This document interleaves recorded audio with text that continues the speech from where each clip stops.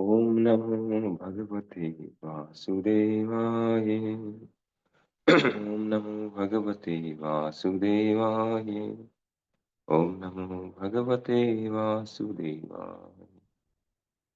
नारायणं नमस्कृत्य नरं चैव नरोत्तमं देवीं सरस्वतीं व्यासं ततो जयमुदीरये। नष्टप्रायेषु भद्रेषु नित्यं भागवत सेवया भगवती उत्तम श्लोके भक्तिर्भवति नैष्ठिकी। श्रीमद् भागवतम स्कंद 1 अध्याय 3 समस्त अवतारों के स्रोत श्री कृष्ण। श्लोक संख्या 32। अतः परम यत् अव्यक्तम् आव्यूढगुणवर्णितम् अदृष्टास् अदृष्टाश्रुत वस्तुवात् स जीवो यत् पुनर्भवे। रूप की इस स्थूल अवधारणा से परे रूप की एक अन्य सूक्ष्म धारणा है जिसका कोई आकार नहीं होता और जो अनदेखा अनसुना तथा अव्यक्त होता है। जीव का रूप इस सूक्ष्मता से परे है, अन्यथा उसे बारंबार जन्म न लेना पड़ता।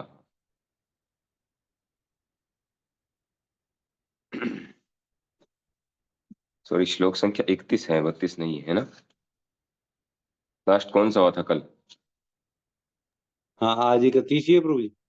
31 है ना। हाँ। ओके, श्लोक संख्या 31। यथा नभसि मेघो घोरे रेणुर्वा पार्थिवो अनिले एवं दृष्ट्वा हारोऽपिबत् बुद्धिभिः। बादल तथा धूल वायु द्वारा ले जाए जाते हैं। बादल तथा धूल वायु द्वारा ले जाए जाते हैं, लेकिन अल्पज्ञ लोग कहते हैं कि आकाश मेघाच्छित है, आच्छित है, और वायु धूलिमय यानी मलिन है। इसी प्रकार वे लोग आत्मा के विषय में भी भौतिक शरीर की धारणाओं का आरोपण करते हैं। तात्पर्य, यहाँ पर आगे और पुष्टि की गई है कि हम उन भगवान को अपने भौतिक नेत्रों तथा इंद्रियों से नहीं देख सकते जो पूर्ण रूप से आत्मा है। यहाँ तक कि हम जीवों के भौतिक शरीर में विद्यमान आध्यात्मिक स्फुलिंग तक की पहचान नहीं कर पाते। हम इस शरीर के बाह्य आवरण या जीव के सूक्ष्म मन की तलाश तो करते हैं, लेकिन हम शरीर के भीतर का आध्यात्मिक स्फुलिंग नहीं देख पाते। अतएव हमें जीव के स्थूल शरीर की उपस्थिति के कारण जीव की उपस्थिति स्वीकारनी पड़ती है। इसी प्रकार जो लोग भगवान का दर्शन अपने वर्तमान भौतिक नेत्रों से या भौतिक इंद्रियों से करना चाहते हैं, उन्हें विराट रूप का ध्यान करने की सलाह दी जाती है।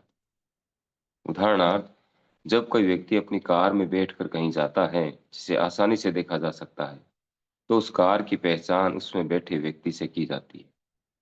जब राष्ट्रपति अपनी विशिष्ट कार में बैठकर कहीं जाता है तो हम कहते हैं वह रहा राष्ट्रपति। उस समय हम कार की पहचान राष्ट्रपति के साथ करते हैं। इसी प्रकार इन उन अल्पज्ञ व्यक्तियों को जो बिना जरूरी योग्यता के ईश्वर का तुरंत दर्शन करना चाहते हैं, उन्हें ऐसा दिखाया जाता है कि विशाल का एक भौतिक ब्रह्मांड भगवान का रूप है। यद्यपि भगवान भीतर तथा बाहर सर्वत्र हैं सर्वत्र हैं। इस प्रसंग में आकाश के बादल तथा आकाश की नीलिमा का उदाहरण लिया जा सकता है। यद्यपि आकाश की नीलिमा तथा आकाश भिन्न भिन्न हैं, किंतु हम आकाश के रंग को नीला समझते हैं, परंतु यह तो केवल अल्पज्ञ की सामान्य धारणा है। श्रील प्रभुपाद की जय। तो उसी जो पिछला श्लोक था 30 नंबर, जिसमें विराट रूप के विषय में बताया गया था, उसी को आगे कंटिन्यू किया गया और क्लियर करने के लिए। तो इस श्लोक में कहते हैं कि बादल तथा धूल वायु द्वारा ले जाए जाते हैं,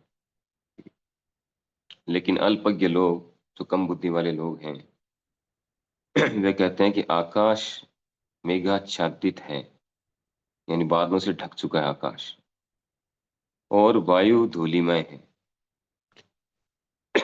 इसी प्रकार वे लोग आत्मा के विषय में भी भौतिक शरीर की धारणाओं का आरोपण करते हैं।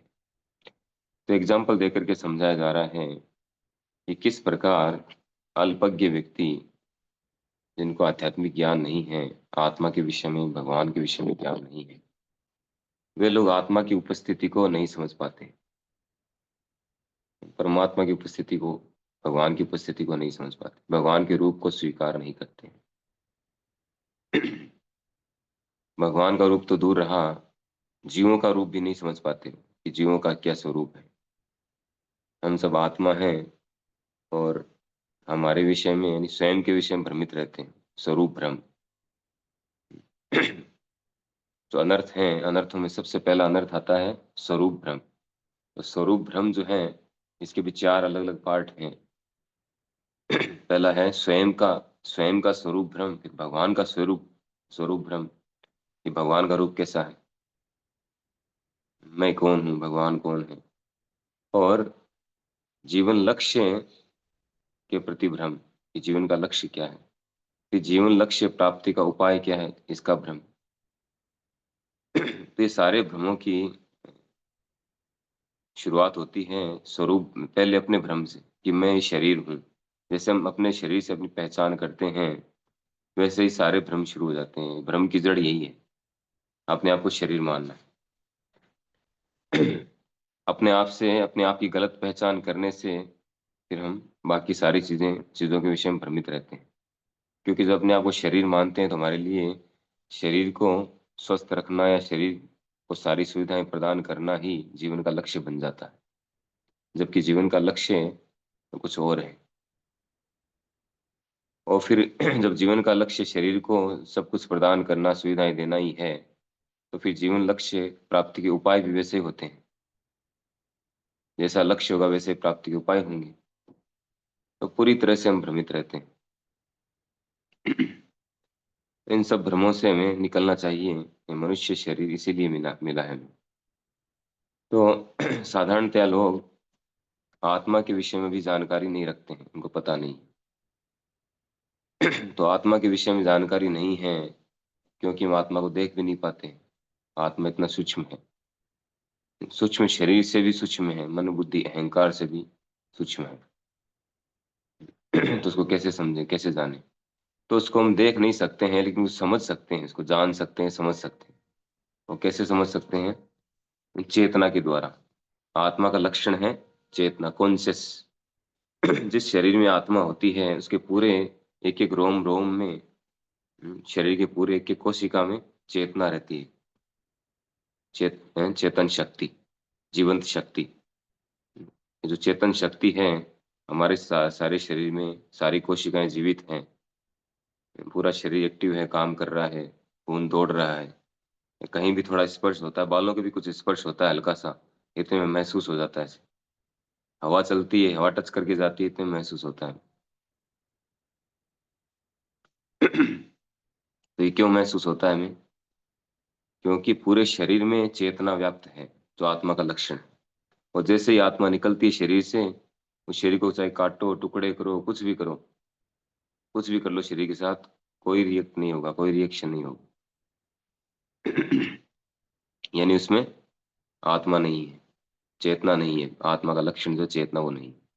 तो जिस प्रकार आत्मा की पहचान हम कर सकते हैं इस पूरे शरीर में चेतना के द्वारा, उसके लक्षण के द्वारा, कॉन्शियस के द्वारा, उसी तरह से भगवान को हम जान सकते हैं इस पूरे ब्रह्मांड में उनकी चेतना के द्वारा। जैसे एक आत्मा से एक पूरे शरीर को एक्टिव करती है, एक्टिव रखती है। एक आत्मा जो एक शरीर में है, वो दूसरे शरीर को एक्टिव नहीं कर सकता। हमें हमारे शरीर का ज्ञान रहता है, पास में बैठा है, चाहे हमारी पत्नी हो, पति हो, बच्चा हो, उसके शरीर में क्या चल रहा है, उसको कहाँ दर्द हो रहा है, कहाँ उसको कैसे उसको प्लेजर, आनंद मिल रहा है, हमें कुछ पता नहीं। हमें हमारे शरीर का पता है। ये थोड़ा सा पैरों के तलवे में थोड़ा सा करते हैं, गुदगुदी होती है ना, यानी चेतना है, कॉन्शियस है। जीवित व्यक्ति के अगर हाथ में या पैर के तलवे में थोड़ा सा अंगुली ऐसे करेंगे, खुद के करके देखें, तुरंत एक्टिव हो जाते हैं, टिक नहीं पाते। ये मर्द मर्द शरीर में करेंगे तो कुछ फर्क नहीं पड़ेगा। यानी चेतना, कॉन्शियस, ये आत्मा का लक्षण है। लेकिन आत्मा जो है, उसकी एक सीमा है। वो जिस शरीर में होता है, उसी को वो उसी में उस चेतना का विस्तार होता है। उससे बाहर दूसरे शरीर में उसको चेतना का विस्तार नहीं हो सकता। लेकिन भगवान जो है, क्योंकि वो पूर्ण चेतन है, विभु हैं, वो महान हैं, तो वो पूरे ब्रह्मांड को एक्टिवेट करते हैं। जो भगवान इस ब्रह्मांड में प्रवेश करते हैं, वो प्रत्येक परमाणु के अंदर प्रवेश करते हैं। उनको देख नहीं सकते हैं, लेकिन आप देखिए, वैज्ञानिकों ने इसका परीक्षण किया है। उन्होंने देखा कि परमाणु के अंदर भी इलेक्ट्रॉन गति करते हैं। इलेक्ट्रॉन, न्यूट्रॉन, प्रोटॉन, तीन कण होते हैं परमाणु में। इसमें इलेक्ट्रॉन होते हैं, वो गति करते रहते हैं एनी टाइम। कैसे गति, वो ऊर्जा कहाँ से मिल रही है इलेक्ट्रॉन को गति करने की? वो भगवान से मिल रही है। तो इसी तरह से पूरा इतना बड़ा जो ब्रह्मांड है, इसमें सारे ग्रह अपनी अपनी कक्षा में गति कर रहे हैं, एकदम सुचारू रूप से, सटीक तरीके से। ऐसे नहीं कोई अपनी अपनी मन मर्जी से चल रहा है। सूर्य आज इधर से उगा है, कल पश्चिम से उग रहा है, परसों दक्षिण से उग रहा है। ऐसा नहीं होता है। एकदम सुचारू रूप, सटीक तरीके से, वही टाइमिंग, सब कुछ चलता है। ऋतुएं, जब ऋतु परिवर्तन होना होता है, जैसे आज वसंत ऋतु शुरू हुई है, बसंत पंचमी, तो एक फिक्स टाइम होता है इसका, सब चीजों का। सारा सब कुछ मैनेज है भगवान के द्वारा। कितने अच्छे तरीके से सुचारू, कभी इसमें त्रुटि नहीं होती। तो इतना बड़ा मैनेजमेंट, इतना बड़ा अरेंजमेंट है, बिना आत्मा के अरेंजमेंट हो नहीं सकता है। बिना व्यवस्थापक के व्यवस्था नहीं हो सकती, ये समझना चाहिए। तो भगवान इस पूरे ब्रह्मांड की आत्मा है। तो इस ब्रह्मांड में इतनी सारी घटनाएं होती हैं। जो शास्त्र चक्षु से देखने वाले लोग हैं, जो भक्त हैं, वो प्रत्येक घटना, किसी भी घटना, किसी भी एक्टिविटी को देख करके ये समझ जाते हैं तुरंत कि भगवान की उपस्थिति है। भगवान की उपस्थिति के बिना कुछ भी होना पॉसिबल नहीं है। सूर्योदय हो रहा है, सूर्यास्त हो रहा है, चंद्रोदय हो रहा है, वर्षा हो रही है, हमें सारी सुविधाएं मिल रही है, हमें ऑक्सीजन की सप्लाई मिल रही है, हमें टाइम टू टाइम जो है अन्न उत्पादन हो रहा है, अन्न मिल रहा है। कैसे मिल रहा है? क्योंकि भगवान ने भगवान इसके अंदर है ब्रह्मांड में। ये इसका प्रमाण है।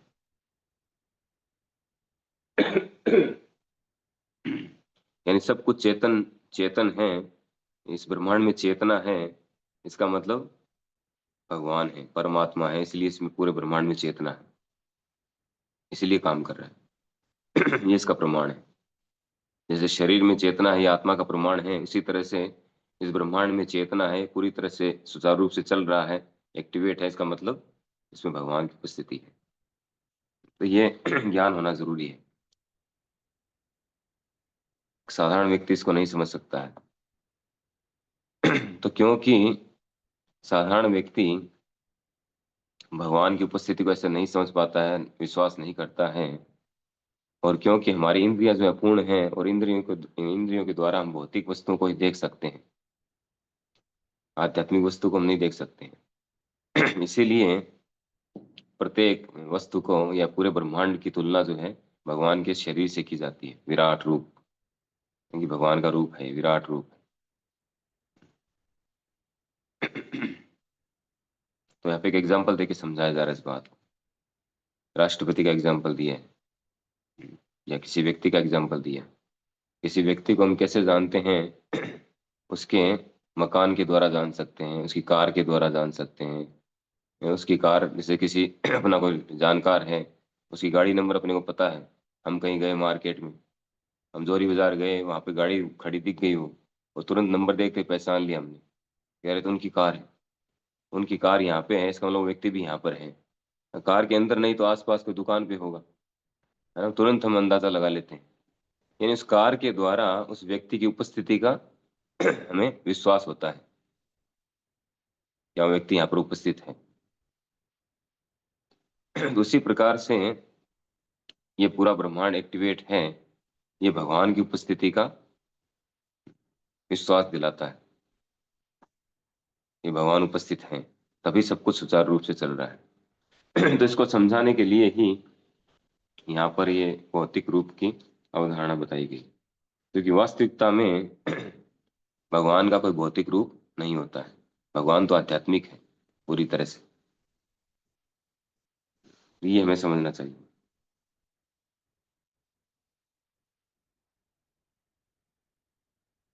एक और एग्जाम्पल है, आकाश का एग्जाम्पल है। आकाश की नीलिमा अथवा आकाश भिन्न भिन्न है। जैसे आकाश में कोहरा होता है, बादल होता है। एक बार एक और एग्जाम्पल देते हैं प्रभुपाद जी।